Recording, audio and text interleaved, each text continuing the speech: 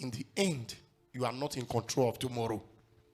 But you can create a legacy now that can determine what you want to be remembered for. I pray for you. God will give you a good name. I'm not hearing your amen. I don't like your amen at all. I don't like your amen at all. I don't like your amen at all. And don't forget, when you live well, there is a crown that awaits you. There is always a crown when you live well. God crowns you well. You have a clear conscience. Many of you that are here right now, you are in battles. You are in battles because of wrong living. You created enemies everywhere. There are people here, God is telling me to tell you, stop creating enemies. Stop creating enemies. He makes even your enemies to be at peace with you when your way does what? So that is the height of prayer now. What makes you feel when your enemies are fighting you?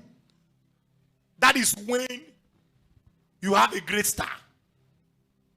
Because sometimes all these preachers, sometimes they make it look like when your enemies are fighting you, that is when you have a great star. No, that's not when you have a great star alone.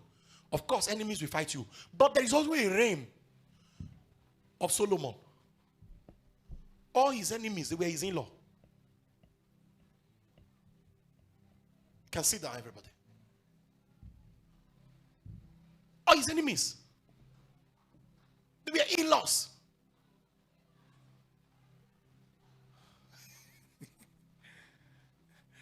They were at peace with him. Fine. He did his own in a way that was very strange. But what was in him that made first wife to agree to marry him?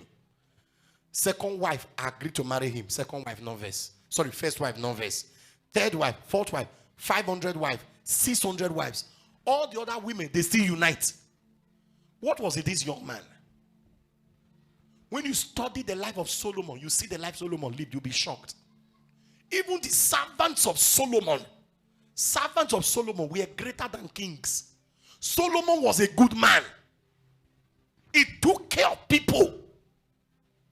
The wealth of Solomon was seen in the people around Solomon. That was why when the queen of Sheba came, when she came, she heard about Solomon. She was one of the greatest women as at that time, as at her time. When she came, she wanted to come and hear the wisdom of Solomon. She wanted to come and see Solomon. When she saw the servant of Solomon, she mistook the servant of Solomon as Solomon. That means Solomon was a good man. He was a good man. No wonder. Several wives and concubines, no quarrel. Fear that kind of man that lived with 1,000 women. No, fear that man. Fear that man. Oh. Try only 2 women in your house. You. Only 2 women. You now, we are still trying to rescue you from the battle that came as a result of your father marrying 2 wives. I'm still trying to save you in prayers now. Because of your father that married 3 wives, I still pray for you till today. The battle that generated. A man married 700 wives. Extra concubines. Abba. Solomon was a good man. When you look at the bad side, look at the good side. Are you listening to me? When Queen Sheba heard Solomon speak, she was melty. Over time, Solomon added her to wife. A whole queen became one of the wives. Madam Queen. Powerful woman. She already has everything. What must be in Solomon? He lived a good life. Solomon will wake up in the morning and say, Edwin, how are you? That house in Lagos. I'm noticing it's like this, your house is roofing. Go and carry it. It's not your house. Take it. Hey, you, 1, 2, 3, 4 of you, $10,000. $10,000. As I'm even saying it now, God is blessing all of you.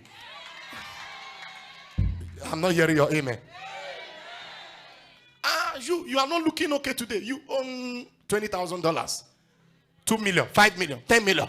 He was sharing. It was a blessing to everybody. He did it to the human being around him. As he was tired, he now focused on God. One day he just woke up. He was tired of giving to people. He said, I want to give to God. One day he woke up. He wanted to do sacrifice. He slaughtered animals. As he was slaughtering animals for God, doing sacrifice for God, God stood up in heaven and said, so low, waiting. This giving is too much. So low, waiting you they want. Solomon was a good man. He was a giver. He was a good man. The people he married, majority of them gave themselves to him because they didn't know what to do. You think he would toast all of them? They gave themselves to him as gifts. That was a bad side, but I'm talking about the good side. He became so good that nobody wanted to leave him. He lived a life that nobody wanted to leave him. One of the most expensive things to get from a rich man is loyalty. One of the cheapest things to get from a poor man is loyalty. When a man is poor, you can buy his loyalty easily. But when a man is rich, you can't buy his loyalty. Solomon had subordinates that were big people. Queen of Sheba was one of them. How did he buy the loyalty? By living a good life. Live where? Live where? Live where? David almost lost it. But he lived where? And because of that, God restored him. Are you people listening to what I'm saying at all? I say you should do what? Eh? Let's rise to our feet, everybody. Live where?